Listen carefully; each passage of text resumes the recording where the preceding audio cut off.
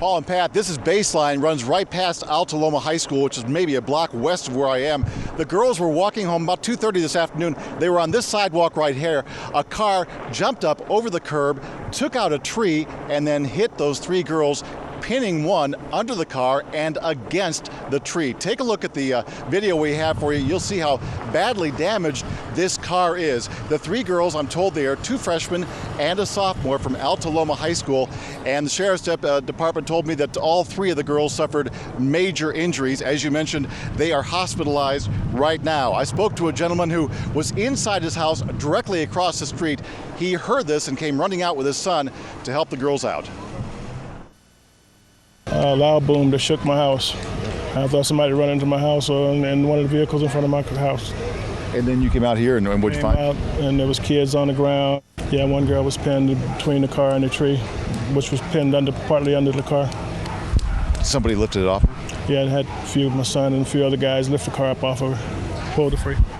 As for that girl, the girl that was pinned underneath the car and against the tree, her mom was right here in this parking lot waiting to pick her up, and she witnessed the entire thing. Reporting live from Rancho Cucamonga, Greg Mills, CBS 2 News. We have a team of reporters covering this breaking news story this afternoon. We want to go to our Greg Mills. He is there in Big Bear. Greg, it seems to us as if the situation has relaxed perhaps just a bit, but I don't know what you're seeing there on the ground.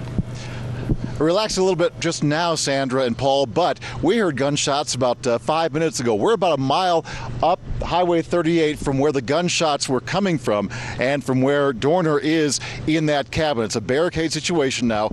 And I did speak to the Sheriff's Department, and they said that they did confirm the two deputies were shot. They're trying to get them out, as Carter mentioned, air evac them and try to get them to safety. But right now they are in there, and the Sheriff's Department could not confirm the extent of the injuries. Right now you see two sheriff's vehicles unmarked go flying past this, one truck and an SUV. We've seen that continually. Carter said it looked like a military operation with so many vehicles and so many personnel there. That's the way it's been. We've been here for about 20 minutes now, and we are at Jenks Lake Road. But let me just show you this. Over here is Jenks Lake Road and Highway 38. They had this blocked off because this actually goes all the way around and stops where the barricade situation is. So they've been monitoring this. Now come back here, and you see a CHP officer standing right in the middle of the road and motioning people off. And you see on his right side, he has his rifle drawn. Everybody here is armed, that is with either the CHP or the Sheriff's Department. First I heard it on your newscast, and then I came out. I said, what? Not again. Yep. You know? This has burned in the Santa Ana River before. Small fires like every year it seems like, but some big fires in this area too. You've lived here for quite a while. Yeah, I have. Let me see, we've been 30 years. Yeah. And so you see this, it still worries you? Yes, it does. Yeah, it does. Mm-hmm. But it's not as bad as the last fire that we had 23 years ago, yeah. Okay, and that's good. Now, this fire here, it started about 5 o'clock. It's past 8 o'clock now. Was there a time when you were looking at this today, 5 o'clock, 6 o'clock, thinking, I better be careful? Oh, yeah. Oh, yeah. I've been in it before, yeah. Yeah. And it was windy, and the flames you could see the flames and it looked like they were coming this way, right? Oh, yeah. I was right across the street at my neighbor's at his backyard. Irene Dukes has been here for many, many years. You said 30 years. You were saying to me just a minute ago about the job you feel the firefighters have done. Oh, terrific. They've done terrific. And the last fire, they were really, really exceptional, boy. They're on the ball. And it looks so much more improved here. They still have the hoses out, and they are engorged here, so I know they're still using them, although I can't see the spray. But I know they're behind this house because they were there earlier, and 3 houses down, and still using that and trying to keep that area wet, trying to get whatever they can with the flames with the hose, and doing a remarkable job. KCAL 9's Inland Empire reporter Greg Mills is live on the scene to tell us more. Greg.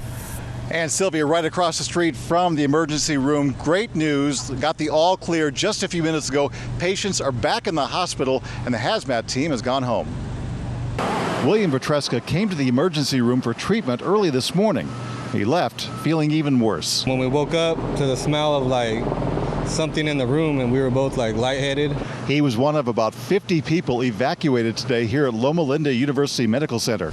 Roofers doing some repair work were using glue, and it got in the ventilation system. What did it smell like? Kind of like something like model glue or something like that.